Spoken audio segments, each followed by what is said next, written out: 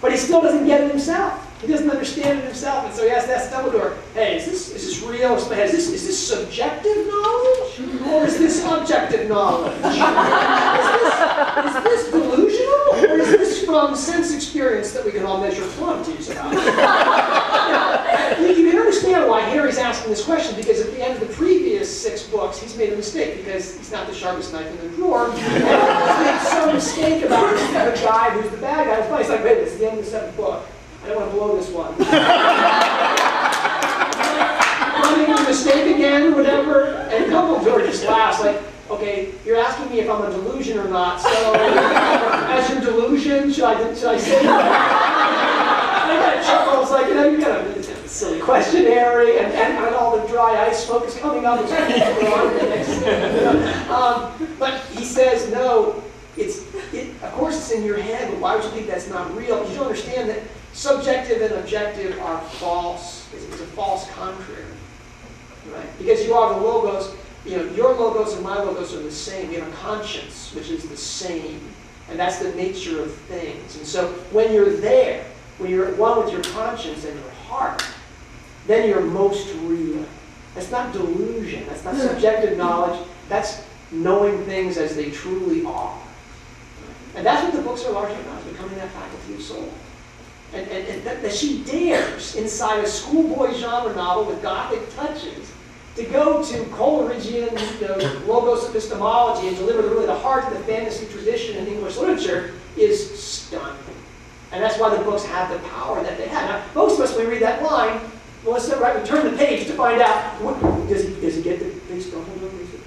Voldemort face to face? Does he win the big death match or whatever? But that line was the killer. That's how we knew that he had already vanquished Voldemort. That Voldemort was only about the surfaces, and Harry has become the center of the circle that creates Harry. Is Dumbledore telling Harry something more about intuition or imagination? You're the imagination man. I am. I don't have to imagine a good answer to that question. Is there a distinction? Yes. Define your terms. I'm not the imagination man. I need an eye on my chest. I just suppose something that would have a basis in reality would have an objective basis that you perceive, though not clearly, is to me more intuitive. That which is imaginative cannot have a physical existence except in your mind. And so what is that dichotomy exactly? Is it more between reality and intuition or reality and imagination? I'm not that much of an imagination guy. To answer that question, you got go. Coleridge makes this distinction when he talks about primary imagination and secondary imagination. And that when your imagination is engaged, you are that. It's the reenactment of the eternal I am, to use Coleridge's phrase. When you begin to imagine, you become this heart faculty in that you are recreating things as they were created. Your intuition is a similar experience with respect to time rather than with conceptual images. It's a very good book. I'm covering your imagination and you're dropping my book. Seriously, I think the real strong part of the story is that we do have this triptych of the soul, in that Ron is the body, or the passions, or the desire. He's uncomfortable around spiders. He likes to eat 3 meals a day. He doesn't like any kind of uncomfortable situation, and outside of the game, he's not into any kind of physical discomfort at all. Okay? And Hermione is a brain. Right? She's just basically a brain on legs. And Harry with the same people think Harry is the heart. Harry is love. Harry is sacrifice. And when they come together as a trio, when the troll is defeated or whatever, all of a sudden we feel this human person. It's like the 3 hobbits on Mount Doom. It's like, if you've read the Brothers Karamazov, it's like the 3 brothers there. It's like Spock and Bones and Kirk. These are what they call a soul triptych, where you see these factors of soul and you identify with all 3 of them. The agonizing parts of the book are when the trio are not together. And when they're not responding to each other the right way, where Hermione takes charge. You're not going to have that broomstick. And the other two parts say, and you, Miss Brainiac, are not telling us what to do. Or worse, when Ron tells Harry, you put that thing into the goblet, and so I'm not going to have anything to do with you because desires and conceit trump friendship, loyalty, and truth. And Harry, at this point, because he's seen Ron go up before, says, no. I will let the desires sit to themselves, and I will do the right thing. And when Ron comes back into line, he has to acknowledge that Harry has a better perception of what's true and real. And when he snaps to, and I was crying at this moment in the book, in Goblet, when Ron comes back in and says, Harry, someone's trying to kill you. I'm going to start crying again. It must be the Granger thing. Hermione has the same response when she just goes, what's your good bonkers? What's the phrase they use? That's voice of wisdom. Anyway, and of course she's right. She's very smart. That moment when they all come together again is when we feel the trio, our own factors of soul turn right side up, where the desires answer to the mind and will answer to the spirit.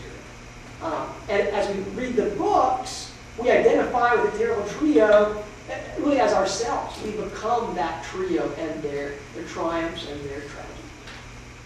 Don't forget id, ego, and superego. That's it.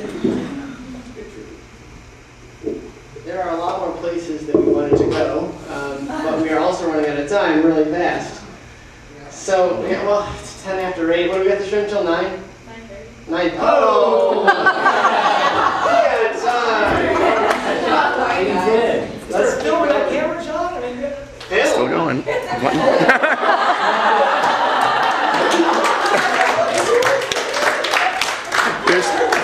I got plenty of Rochester, I have plenty of SD cards. Why is it on the handle? All right, so we got more we can explore here. Keep doing that before we take questions. We got time, and that leaves plenty of time for you to buy our books too, which is great. That's what you should do. All right. So we've already talked about the human. We've talked a lot about the human questions. I think we jumped ahead. Let's talk about theft. Let's talk about that. They're derivative of the books that steals from everybody else. Tolkien comes at this same issue of human desires in books, and he talks about the imaginative satisfaction of ancient human desires, particularly through the fantasy fiction genre. And he talks about this sort of ever-simmering cauldron story. So which is a great metaphor for Harry Potter. Right? You got this cauldron, and cooks come and they throw their ingredients in, and it makes a soup. And then along come more cooks, and they come along and they throw more ingredients in, and it makes a little bit different flavored soup. The soup is the story. The cooks are authors. Yes, please feel free to eat. It's okay. Anybody can get up and go eat. Thanks, Travis. I was trying to feel It was Melissa.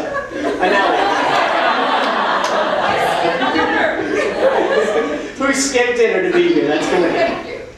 So authors are aware of the soup they're tossing their ingredients into. They're aware of the stories they're borrowing from. At least to some extent. Who does Rowling borrow from? Who can we, and I like to think of Hogwarts, I like to think of the Harry Potter books as like the Hogwarts castle. You walk into Hogwarts and there are a lot of places you can get lost. And a lot of different people you can talk to. Some living, some dead.